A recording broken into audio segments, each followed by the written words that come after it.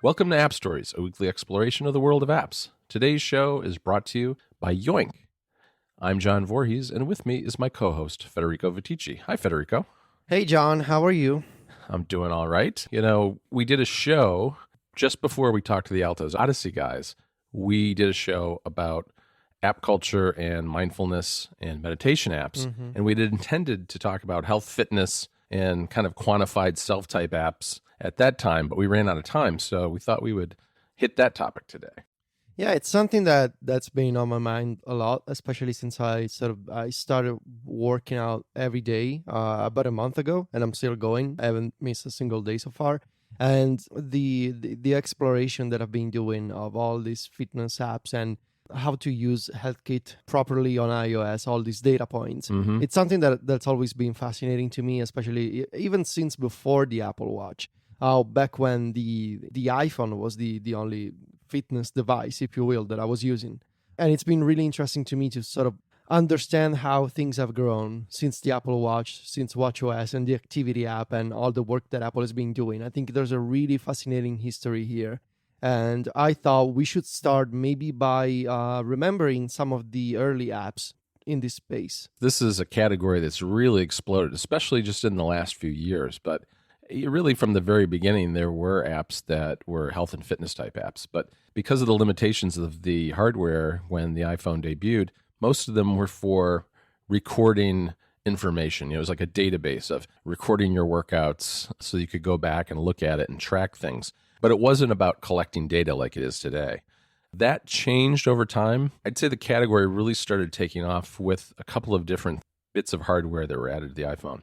The first was GPS, because with GPS, suddenly if you had your phone with you while you're out for a jog or a bike ride or something, you could trace a path as to where you were going. And so people did that. We had apps like Map My Run. And then there was Pedometer Plus Plus is another one, which doesn't work with the GPS so much as was it the M1 chip, I want to say? The M7, I think it was called. M7. For some reason it launched, and it was called the M7. Right. I'm pretty sure it was the iPhone, I want to say the iPhone 5.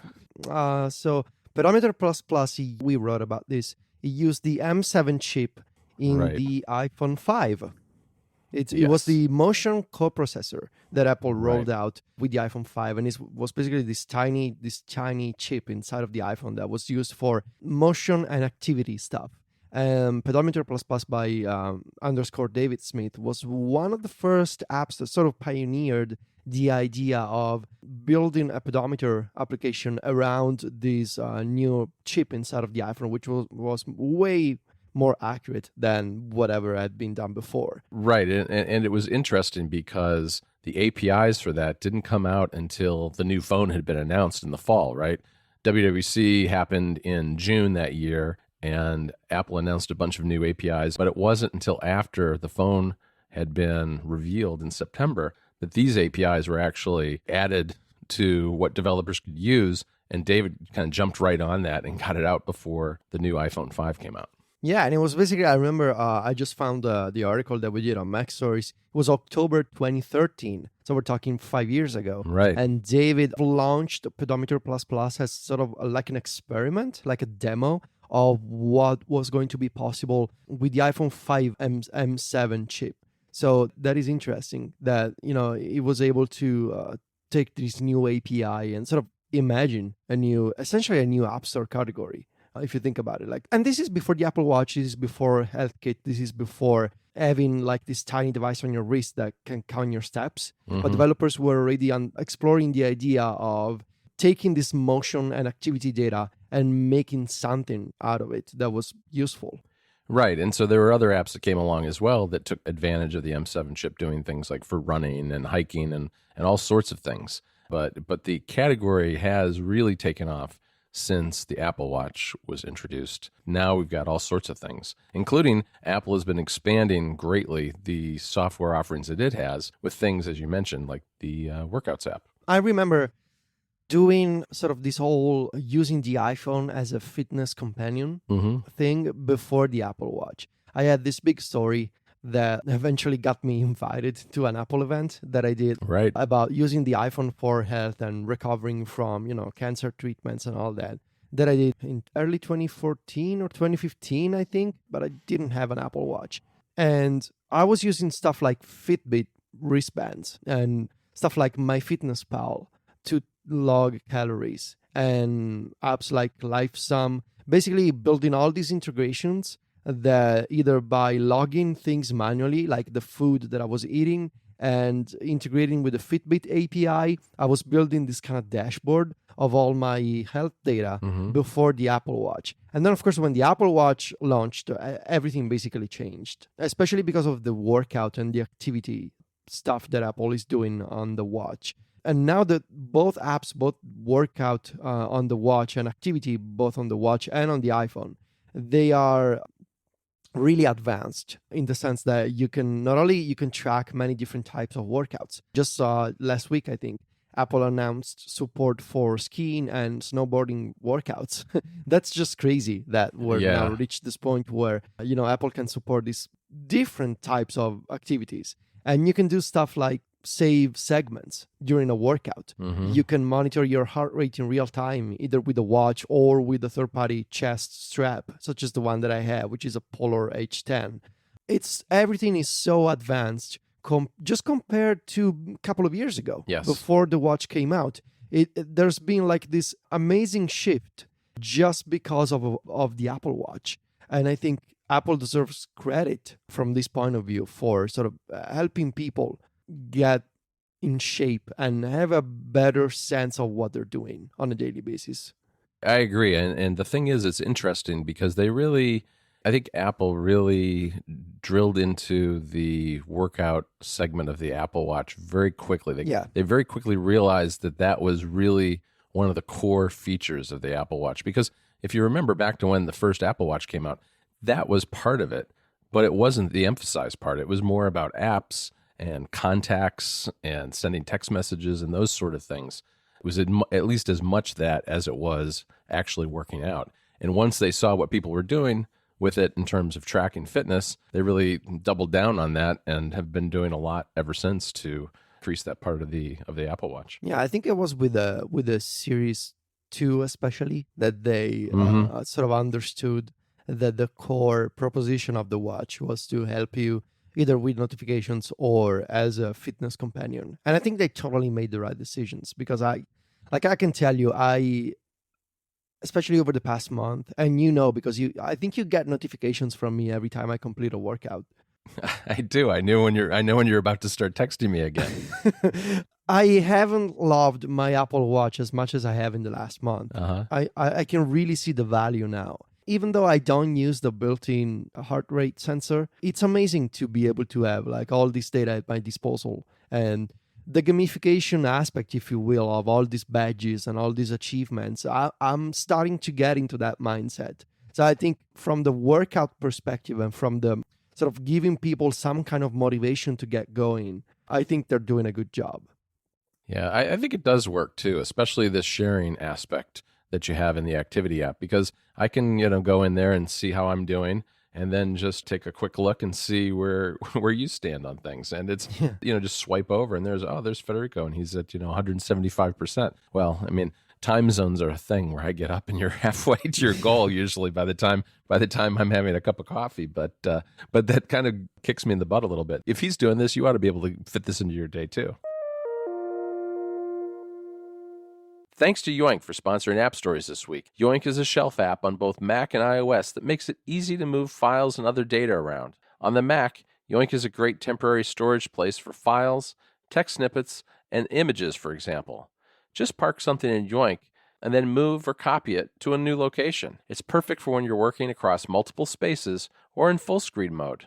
What's especially nice about Yoink is that it stays out of the way until you're ready for it. Start dragging an item, and Yoink magically appears at the edge of your screen, ready to accept whatever you're dragging. Multiple files can be dragged as a stack into Yoink and then out of Yoink as a group, which is really handy. There's also deep integration with macOS. Things like the service menu and Force Touch are supported, as well as Quick Look right from Yoink's shelf. There are even plugins for Alfred and PopClip available. On iOS, Yoink is great in slide over or split view modes on the iPad. Items dragged into the app have big glanceable previews, and Yoink includes representations for all of an item's characteristics. For example, text can be both plain text and rich text, and you can drag either one of them out and into another app. There's a Today widget for adding content from your clipboard or copying items to the clipboard. There's a share extension too, so you can add things to Yoink without actually using drag and drop. There's also a keyboard extension for quick access to items stored in Yoink. I've got a special deal to tell you about. For 1 week only, Yoink for Mac is just $4.99. To learn more, go to eternalstorms.at/Yoink. We'll also have links in the show notes to both the Mac and iOS versions of Yoink. So take a look and use those links so they know you came from App Stories. Thanks again to Yoink for supporting the show. At the same time, in addition to workouts, Apple is also using these health data points in a bunch of different ways. And one of them is the medical study that they're doing called the Apple Heart Study, I think. Right. That's only in the US. So I can download the app with my US App Store account, but I cannot use the app because I'm not physically based in the US. So I'm curious to know if you ever tried this. I have. It's actually not that long ago that I signed up. And, once you sign up, I haven't gotten any alerts. What it'll do is if you have, it sends data back to the study periodically throughout the day about your heart. And if they detect an issue, you get a notification, you can get contacted, and they'll set you up to talk to a doctor and things like that. I mean, that hasn't happened to me, which is a good thing. But so if I open the app now, it just really all it does is it says how many data points I have contributed and how many days I've been doing it. But and it was very easy to set up. It was really, you had to go through a few screens, agree to some things, put in your height, your weight, your age, gender, a few other things. But once you do that, it's all automatic, and it's just taking some of that data that's collected by your watch all day long and sending it back to the people conducting the study at, I think it's Stanford University. And that sort of fits into the idea of Apple using these data points collected, I assume sometimes anonymously and other times if a doctor needs to get in touch with you, not so anonymously, I suppose. But the idea is that they should be able to use all these data points at scale to discover, for example, diseases or problems that can only be discovered thanks to millions of data points. And so that's an interesting approach, especially if you consider things like ResearchKit, which is the other framework that Apple is using on the iPhone and on the Apple Watch to help doctors and patients, for example, with exercises or with, I've never used it myself, so I'm not sure what's the best way to phrase it, but it's a way to allow developers and to allow medical companies to build applications that use the sensors and the data points collected by the iPhone and the Apple Watch to help patients live their life in a better way and to help doctors collect data about those patients.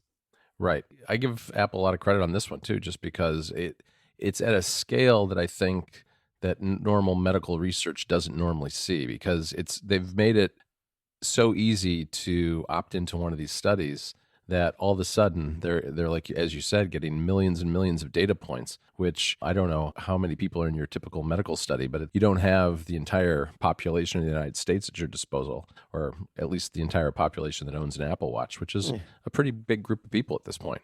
So since the Apple Watch, Apple has been doing their own workout stuff, but they've also opened the HealthKit APIs to developers. They allow developers to build watch apps and to build fitness apps that can save data back into the health app on the iPhone. And that data is also reflected in the activity app, which is kind of a companion utility to health. And so there's been this, I would say, this sort of explosion of third-party apps that use the Apple Watch, or they use HealthKit, they use the iPhone, and all these sensors and data, like the Apple Watch heart rate sensor, for example, that provide dedicated alternatives to what Apple is doing. And there's just so many of them. There really are. I was going through the list of all the apps that I've tried, that I've downloaded from the App Store, and there's like dozens of like apps for cyclists, or apps for runners, or apps for weightlifting, all kinds of dedicated single purpose utilities. And of course, it's impossible to talk about all of them because it would be like a 10-hour show, which I don't think it's I mean, John Gruber does those, but we don't. We don't. We don't. So I thought we could probably just highlight a few of them before we talk about some of the big themes and the big concepts that I think we should keep an eye going forward. Right. And I think the first one we have to start with is one that both of us use, which is Workouts Plus Plus from David Smith, because David's done a great job with that app. It lets you customize. I think the key thing about it is that it allows you to customize the watch face so that you can see exactly the data that you want to see when you're working out. And everybody's a little different. Maybe you want to have the time there, or you want to have your pace while you're out running, or you want to have your heart rate. Whatever it is, there are a number of different configurations you can create on the iPhone version of the app that then transfers over to the watch and allows you to monitor that as you're working out. Yeah, and it's fascinating that the workout API has evolved so quickly that it's now possible for developers to build an Apple Watch app that is effectively like a full almost replacement for the native Apple stuff. I mean, of course, the Apple Workout app has privileges that third-party developers don't have, but the Workout API is also one of the most powerful ones on watchOS. A lot of the limitations developers of watch apps have in their own apps, they don't apply to the Workout API because workout, something that uses workouts, it needs to be in the foreground all the time. It needs to access the heart rate sensor. It needs to really use the watch, because when you're running or when you're lifting weights, you don't want to run into the issue of an app that is running in the background that is not reliable. This is like serious stuff, and of course the API is really powerful and reliable in my experience. Yeah, and I think that we'll touch on this more when we get into the overall themes. But what Workouts Plus Plus does, which I like, is that when you're using it on your watch, it's all about tracking real-time statistics and how you're doing at that moment while you're working out. And then when you're finished, you can always go back and open the main app, and there's all sorts of statistics here that you can look and kind of see on a daily and weekly basis what you've been doing. And, see all the workouts, see maps of where you've been, and see all kinds of information that's been collected while you've been working out. I wanted to talk about more, I guess, dedicated workout utilities. Okay. There's a couple that I haven't been able to try, but that I think you probably you did try this. There's one called the Helium Run. Have you tried this one? I have. I've tried it a few times when it's warmed up enough here in Chicago for me to go running outside again. And it's interesting. It tracks your heart rate and gives you audio cues. If you're running with AirPods or something, you get audio cues as to where you are in the zone of your heart rate without actually having to even look at the watch, which is a really nice way to approach that.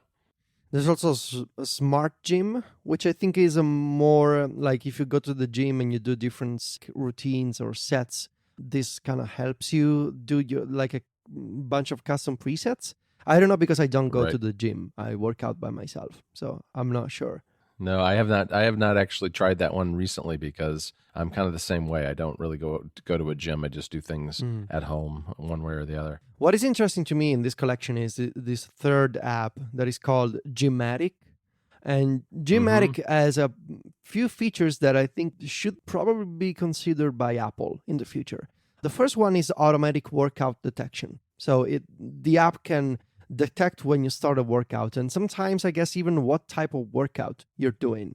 I think that actually Apple a few years ago, they acquired a company that was working on this type of technology, but I don't think that they ever did anything out of that acquisition. I'm not sure, because anyway, the workout app doesn't have any automatic workout detection. You still need to start manually, but that's interesting. And the second feature is automatic rep counting. So you can count all your repetitions automatically instead of like entering them manually or tapping like a plus button. The app on the watch does everything for you. And I think both of these features should be on Apple's list of improvements to make to the workout app going forward, of just being able to know when the user starts a workout and removing friction in every single aspect of the experience.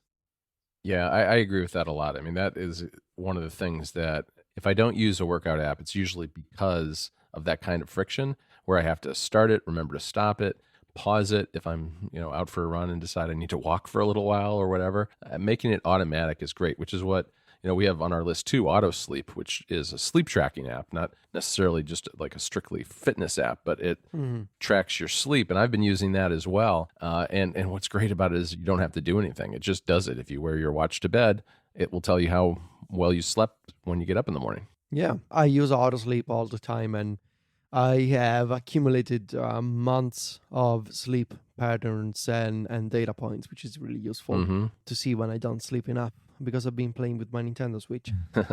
I also wanted to point out that there's a subcategory that we need to mention of the guided workouts. So workouts where you either listen to audio or you watch a video, either on your Right. iPhone or on the Apple TV if you do like yoga, for example, at home. Mm-hmm. And this category is just huge. Like, There's so many of there's these. just so many of these apps that they usually have some kind of testimonial, for example, like a personality that is kind of popular in this field. And so you essentially you pay for the branding, but usually most of these apps, they tend to be, besides the name of the person, they tend to be all similar to each other. There's different categories of workouts that you can do, and you can stream video or you can download video, which, as an aside, I think it's sort of a byproduct of how easy it has become to stream audio and video and download, even on 4G. I don't think these types of apps would have been possible just even 5 years ago when Pedometer++ came out. I don't think these would have been so successful. But today, it's so easy. Everybody has Netflix, for example. So downloading video or streaming video is totally okay, I feel. Yep. And there's just so many of these apps. I used to, like a few years ago, before it was acquired by Fitbit, this app called Fitstar, which I used for a couple of months. Then it was acquired. And then I just realized that I prefer to work out by myself, listening to podcasts or to music, instead of watching a video. Maybe someday I'll try the guided workout thing again. Yeah, there's another one that's really popular that I've seen a lot that I haven't really tried yet, but it's called Aptiv, AAPTIV. Oh, yes. That's another really big one, and it's really well reviewed on the store, I know. I think we need to mention also the third-party developers are trying to leverage crowdsourced data, just like Apple is trying to do for helping medical research. And in this field, I think the leading example is Cardiogram. It's this company that they're using the Apple Watch and heart rate data captured by the Apple Watch and working with institutions, especially to understand the problem of, I think it's called atrial fibrillation, which is this condition of like an irregular heart rate that I'm not sure how to describe it, but it's a problem that a lot of people have and they don't know about it. And so they're using this data of every cardiogram user at scale to understand whether a device like the Apple Watch can help detecting early signs of atrial fibrillation, which I think is super fascinating. That is really neat. I think maybe there's one more category we have to mention, which is tracking apps, the kind of the self quantification apps, things like Gyroscope and I think it's Exist.io maybe. Yeah. We both use Gyroscope, and what I like about Gyroscope is that it just works it's again one of those apps that just works in the background, and every so often I can open it up and I can see how many steps did I take. And now that they're working on coming out, and it's in beta, and they've announced that they're doing move tracking, so you can go through and see where you were during the day and add markers in that and identify where you were, whether you went to the grocery store, out to dinner, or wherever you happen to be. And they're also going to add to that, I think, weather tracking. So you can kind of start getting an idea for, did you not work out a lot today? And maybe is that because it was raining all day and you didn't want to go outside? Or get a bigger overview and big picture sense for what's driving your fitness as well as just your overall well-being, because Gyroscope will also track things like what apps you're working on even. I mean, how much of the day were you in front of a computer screen?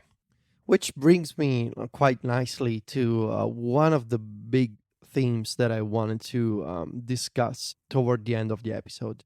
The idea of how do we make sense of all these data points that we collect, and how do we understand the things that we're tracking? Because it's one thing to track and to visualize, but then you ask yourself, well, what do I do with this now? And I think this is a field where both Apple and third-party developers should continue exploring, should continue try new ideas, because we have a lot of options when it comes to just collecting numbers, collecting data points in an easier way than a few years ago. But when it comes to using those numbers, using those stats to make a meaningful change in your lifestyle, that area, we still need to see something done really well that tells you, look, we have detected that your lifestyle is sedentary, you need to walk more, you need to do this. Here's a bunch of suggestions for you. There's developers who have done this, but I don't think they've done enough. And I would love to see, actually, you sent me, John, today a link to a concept on 9 to 5 Mag. And that is exactly the kind of idea that I had a few years ago when I wrote that iPhone story of being able to have these actionable recommendations based on data collected by the watch, collected by the iPhone, that gives me some practical suggestions of things to do and try more than the watch already does with the 3 rings and the activity stuff, but like practical suggestions like go for a walk and follow this path, or try to eat more apples this week. Very specific recommendations. I think this will be important. Yeah, I agree with that. And the thing is it could do things like, all right, it could say, we see that you've ridden your bike the last 30 days in a row, Federico. Maybe today you should lift some weights. You know what I mean? Try to create recommendations that are more rounded and say, you've done a great job. Your average heart rate is down 10 beats a minute. And it would be really good if you built some muscle strength now too for your arms or something like that. Yeah, I think it'll be important for Apple especially to provide this, because they have the visualization and the data collection thing down to a science at this point. They know what they're doing. But the next step, I think, is to help people make sense of this data. Because we can look at pretty charts all day. And for some data points, it's okay. If you're tracking your weight, just looking at a chart, that makes sense because you're seeing that you're losing weight. But I feel like there's more that Apple could do and that maybe third-party companies could also explore. Yeah, and it's just so much data too. I mean, if you've ever tried to export your health data from the health app, you realize just how much data has been collected from an Apple Watch and step data and everything. It's an extraordinary amount of data that you can't really digest as an individual by yourself. You need the software to kind of help you not only make the pretty charts, but also make the connections and understand how the things relate to each other and how that can be used better to help you with your fitness.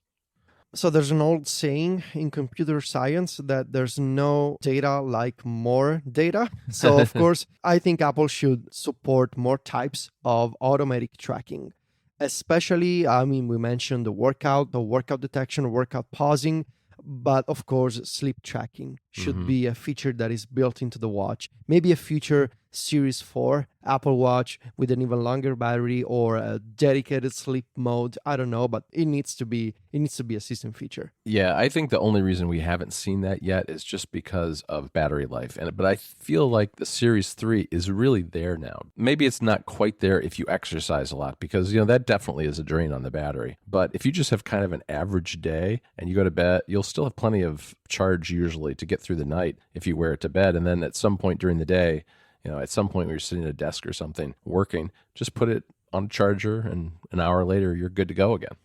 I wouldn't be surprised when Apple does this if they're maybe working on something like when sleep is detected, the watch is automatically placed in some kind of low power consumption mode, because you don't need to receive notifications at night anyway. Right. You don't need, probably you can cut the processor power. You can slow everything down and make sure the sleep is still detected, and that as soon as the user wakes up, the watch goes automatically back in normal mode and you notice anything, but you lost 5% of battery overnight. Mm-hmm. I wouldn't be surprised if Apple is doing something like this. Yeah, that makes a lot of sense. What do you think of the idea of letting users choose between standard, like beginner and pro modes of Apple's health and fitness apps? Yeah, I've been thinking about that. And the workout app, I think, is very much easy to get started and easy to use over a long period of time, but it doesn't have a lot of the advanced features you find in third-party apps. And I kind of feel like I would like to see maybe pro versions of certain activities created by Apple, just as kind of a prototype and a way to kind of lead the way for third-party apps and lead the direction where those kind of apps are going. Like maybe something for runners and cyclists, for instance, or something like that. Yeah, I know that it's difficult to balance, having an intuitive interface, but also features for power users, basically. Right. But I feel like the watch at this point and the workout app are mature enough that probably Apple can try a little more. Also because third-party developers are capturing this market, and I feel like maybe Apple wants to regain some of that control. Yeah, I agree. That would be quite nice. Would you build it into the existing workout app or do a separate app? I kind of feel like maybe it should be a separate app that would be just downloaded from the store as opposed to one of the built-in apps. I don't know. I suppose it would make sense to have it on the App Store, and then if you want to, you can download it. But I don't know. Apple likes to build everything inside of the OS. So right. There's some final points that I feel like we should bring up. We've talked about the origins of health and fitness apps, and we've looked at what Apple is doing with the before and after the watch, and we've talked about different types of third-party apps and some big themes. And I want to point out some of the other ones that I have in our list. Of course, more sensors to measure different types of data. There's been lots of rumors about health data types, such as blood sugar. Mm-hmm. That's something that's been rumored for a long time. And we don't know whether Apple is ever going to do this, if it's going to be part of the watch itself, or if there's going to be... Some folks have speculated that Apple is considering like Apple Watch bands with sensors built into the band. So who knows? But of course, the ability to have even more data about your skin and about your body, basically. I suspect that is one of those things that has taken a while to be developed into the watch, partly because we're dealing now with more of a health issue as opposed to just a fitness issue. Yeah. Which is regulated, by the US and the EU, and all sorts of countries have their own health regulations, and that makes it a little more complicated to do. I mean, I think back to our interview we did with Dermot Daly in one of the earliest episodes of App Stories, and he's done some health-related apps with his company, and he explained to us that process, and it's quite a process to get FDA approval for an app. Yeah, I remembered that episode, and it sounds just terrible. Right. And the final idea that I think we will continue to see is more independence from the iPhone and being able to do more just with wearable devices, of which Apple has two, AirPods and the Apple Watch. I think we will move to a space where we'll be able to do everything on the watch and use the AirPods for all kinds of audio output, but also input via Siri.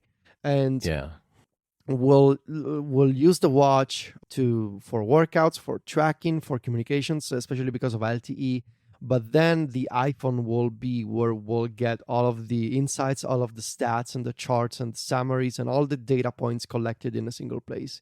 And I think even third-party developers, as the API hopefully becomes more solid and the watch becomes more powerful, they will follow a path similar to David Smith of the app on the watch. You use it basically in real time, but then you go back to the iPhone and you can explore all the data that you've collected.